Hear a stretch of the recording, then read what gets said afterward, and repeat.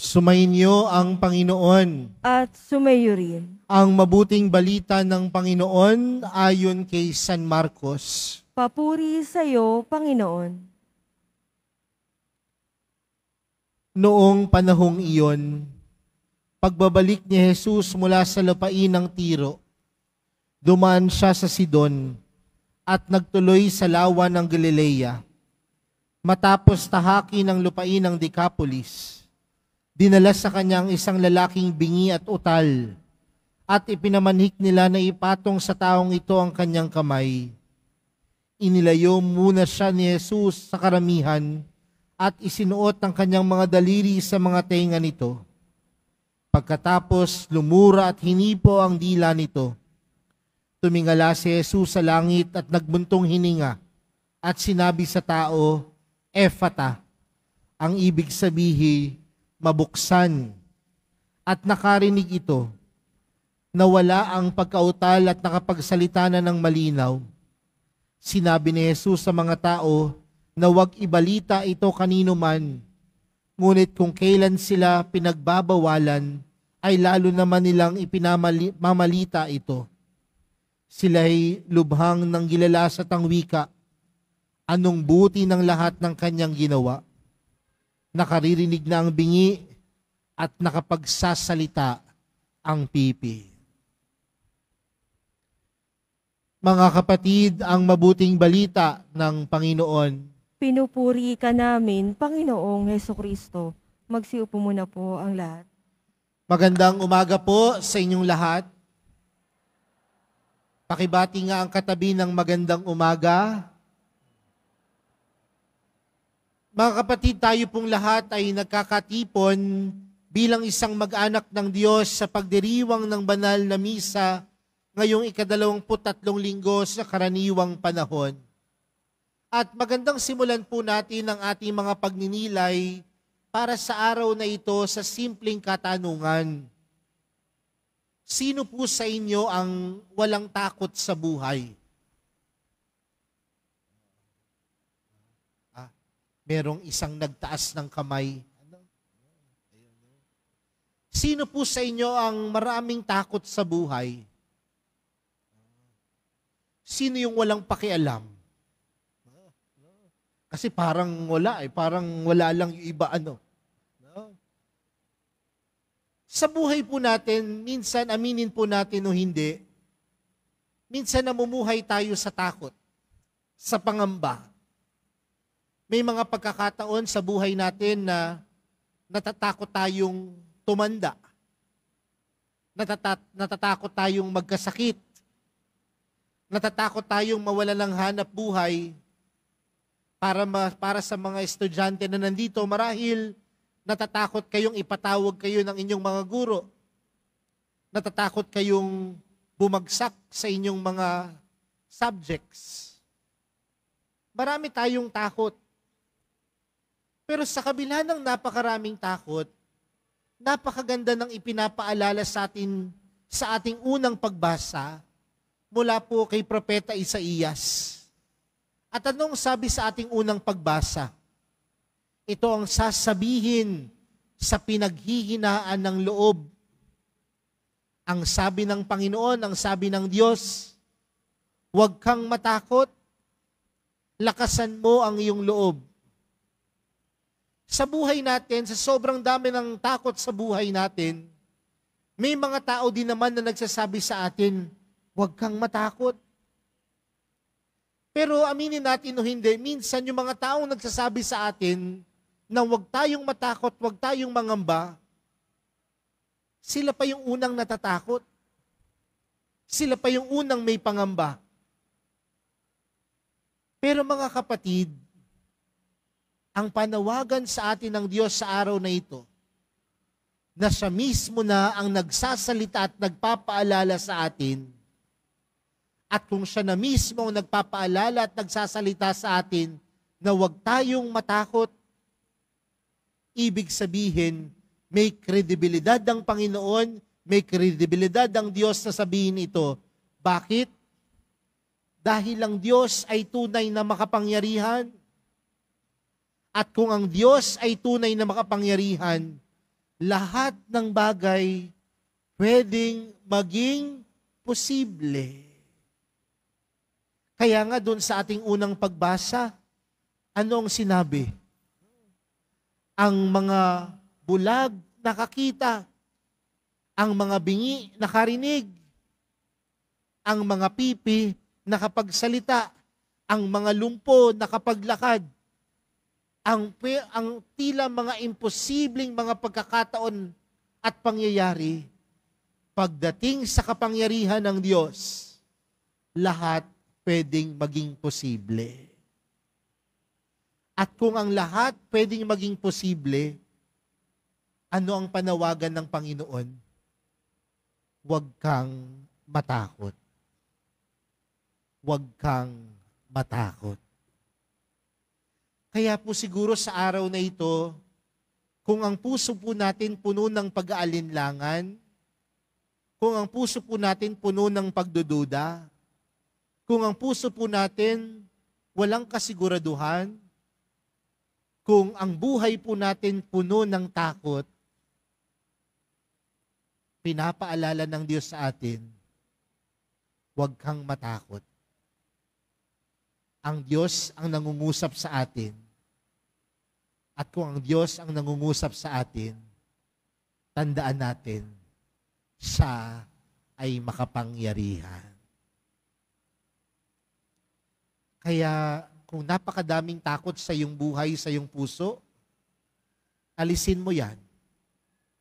Palitan mo yan ng mga paalala ng Diyos sa iyo sa araw na ito.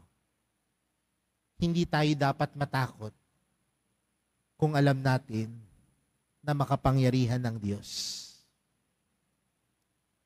Pangalawang bagay, sa atin pong ibanghelyong napakinggan, si Jesus po ay nagpagaling ng isang lalaking bingi at pipi.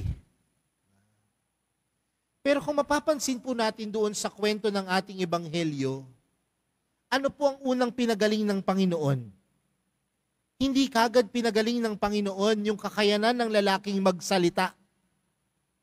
Bagkus ang unang pinagaling ni Jesus ay yung kakayanan niyang makarinig. Kaya nga ang salita ng Panginoon doon sa ating ebanghelyo, ephata, mabuksan. At anong unang nabuksan? Hindi ang kanyang bunganga, kundi ang unang nabuksan ay ang kanyang tenga. Dahil sa buhay pananampalataya natin mga kapatid, pinapaalalahanan tayo na minsan kailangan muna nating makinig bago magsalita. Kaya nga kung titingnan natin, ilang bibig meron tayo? Ilan po ba? Akala ko po hindi nyo alam. No? Isa. May isang bibig. No? At ilang tenga meron tayo? Dalawa. Yung dalawang tenga na ito upang pakinggan kung ano ang mabuti at tama, kung ano ang masama at mabuti. Pakinggan ang dalawang panig. Pero isang bunganga upang ipahayag hindi ang mali, kundi ipahayag kung ano ang mabuti. Mga kapatid, madalas kung ano ang lumalabas sa bibig, dahil yan sa mga bagay na napakikinggan natin. Kung ano ang lumalabas sa bibig, dahil yan sa mga bagay na napakikinggan natin. Kayong mga mag-aaral, ano ba ang madalas ninyong pakinggan?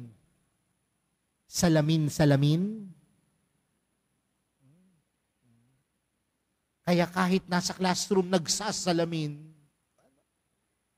Minsan po may lumapit sa aking mga bata, isang bata, naglalaro po siya sa loob ng misa.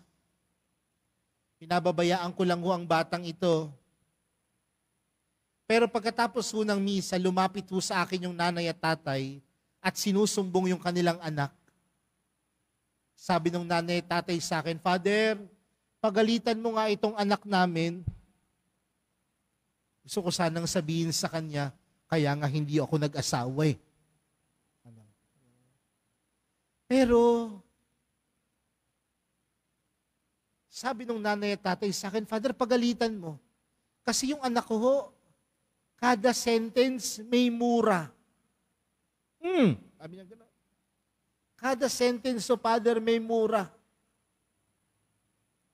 Tapos napag-alaman ko ho, na sa loob pala ng tahanan, yung mag-asawa, hindi lumipas ang isang araw na hindi nagmurahan. Gusto ko sanang balikan yung mag-asawa. Magtataka pa ho ba kayo kung yung anak ho ninyo laging nagmumura? Bakit? Dahil madalas niyang mapakinggan ang nanay at tatay niyang nagmumurahan.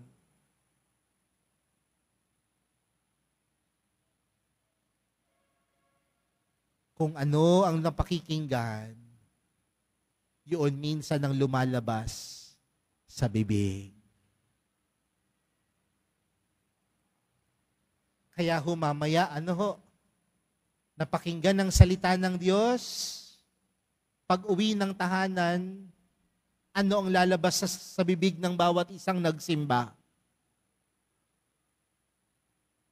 Ano po? Hindi lang ho yung sinabi ng matabang pari, kundi ang lumalabas sa bibig natin ay salita ng Diyos. At ang salita ng Diyos, kailanman mabuti. Okay po ba yon? Pangatlo po, sabi ho dito sa ating ebanghelyo, sinabi ni Jesus sa mga tao na huwag ibalita kanino man, ngunit kung kailan sila pinagbawalan, ay lalo naman nilang ipinamamalita ito. Ang pananampalataya po natin may kaakibat na responsibilidad. Ang pananampalataya po natin ay hindi lamang pagsasamba sa Diyos. Ang pananampalataya po natin ay hindi lamang pagdarasal. Bagkus kasama sa responsibilidad natin bilang mananampalataya ay ang sumunod sa Diyos. Pero aminin po natin minsan, yung sinabi ni Jesus sa Ebanghelyo, ganyan din tayo. Kung kailan sinasabihan tayong huwag gawin ang bagay na ito, doon natin ito ginagawa. Pansinin natin sa kapaligiran. Kapag sinabing huwag magtapon ng basura, doon nakatambak ang basura. Kapag sinabing bawal umihi dito, doon iihi. Kapag ang magulang sinabihan ng mga anak, bawal lumabas, saka lalabas ang mga anak. Kaya nga minsan, gusto ko nalang lagay dito ang tamang tapunan ng basura. Walang magtatapon ng basura doon. Tama po ba? Makulit din kasi ho tayo no? Pero tandaan natin, bilang Kristiyano, may responsibilidad. At ang responsibilidad natin ay laging sumunod sa Diyos. Dahil ang sumusunod sa Diyos, may pananampalataya. At ang may pananampalataya, nagtitiwala. At ang nagtitiwala, wala dapat ikabahala o ikatakot. At kung wala ka dapat ikatakot, dapat ang lumalabas sa iyong bibig ay mabuti dahil ito'y nagmula sa tinig ng Diyos.